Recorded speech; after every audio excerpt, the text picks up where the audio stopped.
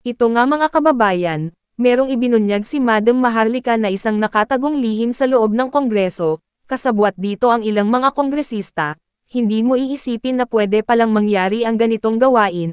Bago natin ituloy ang video na ito, kung bago ka lang sa aking YouTube channel baka pwede makahingi ng like at subscribe at click mo na rin ang notification bell para updated ka sa aking nilalabas na bagong video. Salamat po. Pato, Migs, Bigao, Nograles, Pachok-chak, kapalit ng pera ng bayan. Okay, sino ba to? Okay, so itong bigatot na ito ay isa siya sa EPAL na akala mo, nagtatli-taliluhan, na galing-galingan dyan sa hearing ng franchise ng SMNI at kasapi siya sa mga jutang Genemes na nag-contempt kay Dr. Lorraine at kay ka Eric. Alright? So ngayon, mga kababayan, bago natin i-chuk-chak chenis sa inyo, yung kanyang pachuk-chak sa mga kongresista, gusto ko lang sabihin sa bigao na ito, sa alpot patotot, na babaeng ito, na akala mo laging kinakalay kayong kipay niya pag nagsasalita sa dyan sa Congress, mula ulo hanggang paa, pataritoke ng pagmumukha niya ay pera ng bayan. Alright? Excited na ba kayo sa pachuk-chak? Chuk-chak ba siya palangga? Don Rolando. Ayan, si Don Rolando, gising na gising. But bago ko i-chika boom boom sa inyo ang chuk-chak chenis ng bigatot na ito. So, ang siste ay actually nag-Christmas party sila dyan sa Congress. Lagi naman silang may Christmas party. Anyway, lagi naman silang may party dyan. So, Hiram, ayan, natawa siya sa bigatot. So, itong bigatot na ito ay pachuk-chak pala ito sa mga kongresistang may mga Diyosawa na. So, kaya pala kung makabiga-biga dyan sa Kongreso, nakakala mo yung kipay niya, kinakalantari na mga Mashonda bells at kapalit ay pera ng bayan. Maliban sa binibigay ni Tambaluslos na mga bayad sa kanila, sabi ko nga, nung kinontempt si Ka Eric ay may mga bonus milyones ang binigay sa kanila ni Tambaluslos, again, pera ng bayan. So, ang dami palang kinikita nitong si Migaon, di ba? Si Migs Gaon Nograles, dahil maliban sa allowance, okay, or pabuya, not really pabuya, well, bonus is the right word. Bonus sa kanya ni Tambaluslos, not only her, but lahat ng kasabwat ni Tambaluslos para gipitin ang SMNI at sila ka Eric, si Dr. Lorraine. So alam niyo naman kung anong pinanggalingan yan. Ang punot dulo nito ay yung panggigipit kay Pangulong Duterte, kay Inday at lahat na dahil nga mukhang si Kuting ay kukunin na ng lupa. Diba? Recently, lilipad na naman sa Japan si Kuting, but later na natin pag-usapan yan. Baka mawala tayo dito sa focus natin kay Migs Gaon Alpotera Bigatot. Alright? So, mga kababayan, ang nakita niyo naman sa interview niya kay Karen Davila, and ayan, Karen Davila, buti naman maayos-ayos yung interview mo. 'Di ba? Hindi yung laging bias, but that's good, good interview na ipakita mo kung gaano ka syonga bells at itong si Migaon, right? So mga kababayan, siguro nahintan yung chuk-chak chenis niya. Right? So ito palang giatay na ito na Migaon na ito ay itinitake home. Ayon sa ating puting ahas, di ba? O, Migs, magkano ilang milyon? Hindi ka pa ba nakontento sa iyong nakukuhang pera ng bayan? Ang binibigay sa iyo ni Tambaluslos, ang inyong mga kabayaran sa bawat pag-contempt ninyo sa mga gusto ninyong i-contempt at manggipit. Tapos, pachuk-chak chenis ka pa palang alpotera ka. 'Di ba? At mga kababayan, pera ninyo, pera nating lahat. So imagine nyo, kumikita na, sumisweldo na sa pera ng bayan, lumalamo na, nagpaparitoke pang buwaka ng ina, pati ilong niya, pera ng bayan. Nutusin, wala akong pakialam magparitoke kayo, wala akong pakialam kung pera ninyo. Pero kung pera ng bayan, ang ginagamit nyo para tumangos ang ilong nyo, katulad nito ni Migaon, ay buwaka ng ina, di ba? So ngayon, mga kababayan, ayon sa ating nakarating na impormasyon, basta may perang kapalit, pwede niyong i-take home ang migaon. O, yan yung pangalan niya, migaon. Bagay. O, pwede rin alpotera. O, so sabi ni Liza Ter, nga siya kay Karen Davila. So ngayon na nga, punta muna tayo dito sa kay Karen Davila interview. I think that was 2 days ago. Na gusto nilang nag-file siya ng House Resolution nga dito sa laban sa SMNI na inaano niya, minamadali niya or pinipressure nila ang National Telecommunication para isuspinde ang SMNI dahil daw sa kadahilanan na-violate yung fake news and yung pinag-usapan doon sa hearing na kung saan hindi nila pinagsalita si Ka Eric, 'di ba? Binaboy nila yung illegal detention nila si Ka Eric at saka si Lorraine Badoy. Then also kung hindi pa nag-aklas itong ating mga PMAers ay hindi nila pinakawalan dahil natakot sila dahil kinasuhan na nga sila ng lawyer ni Ka Eric at ni Doc Lorraine na si Attorney Harry Roque, o 'di ba?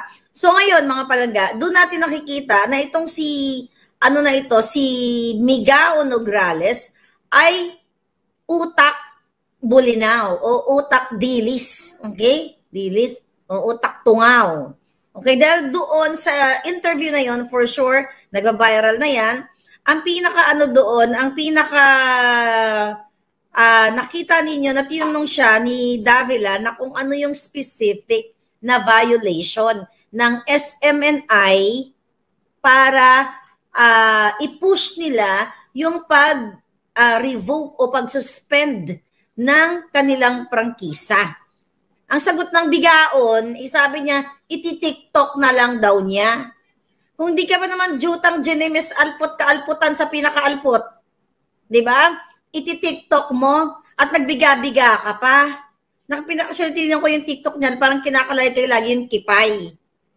Sabi ni Ayo, nagmukhang grade 1 si Migs kay Karen Davila. O, di ba hindi mo maipaliwanag kung ano yung specific violation ng SMNI? Hindi ba po, kasi puro ka po. Anong sinabi mo dito? O, sabi ni Davila, ito, sabi niya, based on the hearings, do you believe that SMNI has violated their franchise? O sabi ng Migaon, we have yet to see and nakita naman natin that they have mukhang may violation. Nakita naman natin mukhang may violation. Mukhang may. Ibig sabihin, wala pang violation.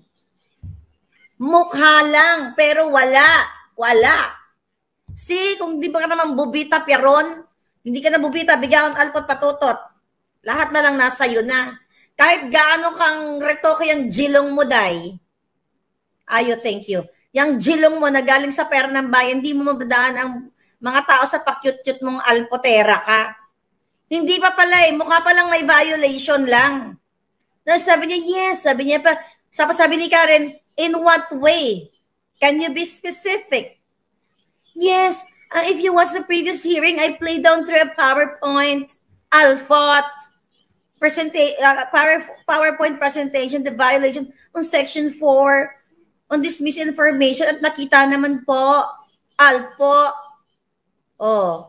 ganun-ganun kang ginayupa ka. Kung hindi ka pa yung nagnakaw dun sa pera ng bayan, hindi mo pa yung mapatukuran yung jilong mo, Alpotera, akala mo natutuwa kami sa'yo?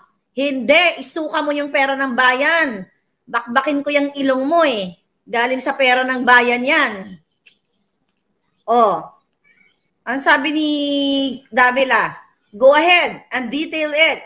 Sabi niya, idetalyado mo kung ano yung mga violation from the sections, in layman's term.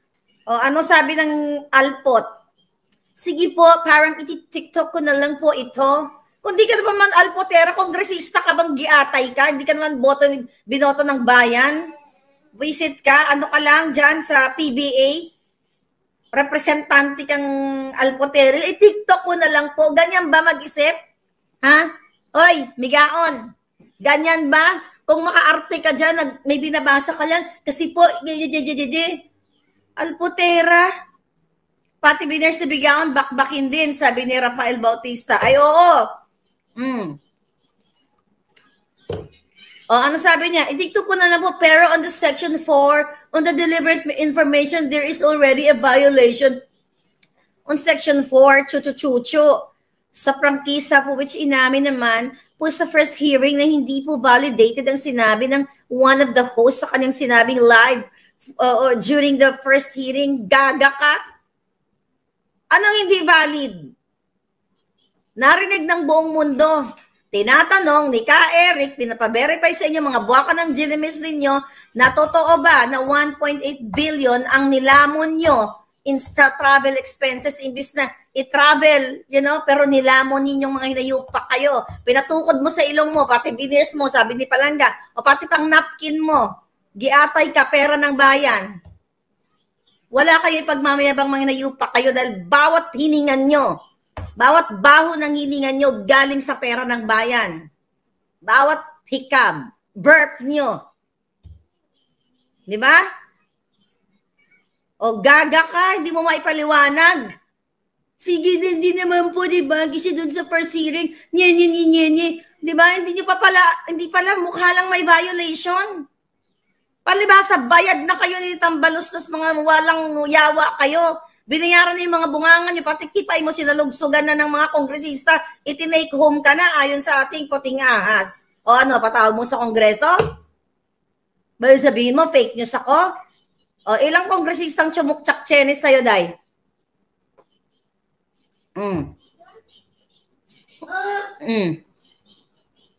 Christine Bernardo, thank you.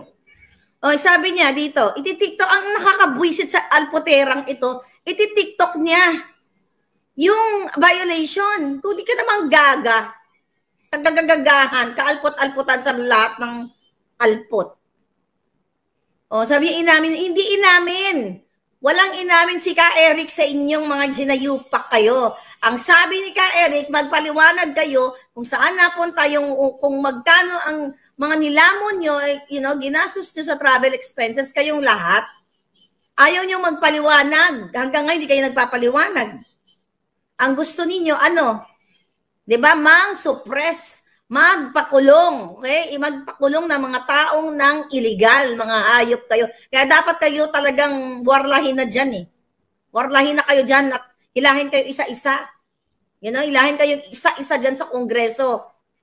At lagay kayo sa dapat nyong kalagyan. Iti-TikTok mong alputera ka. Gaga ka kung maka-arte ka dyan. Akala mo talitalinuhan ka. Sinaman po, nye.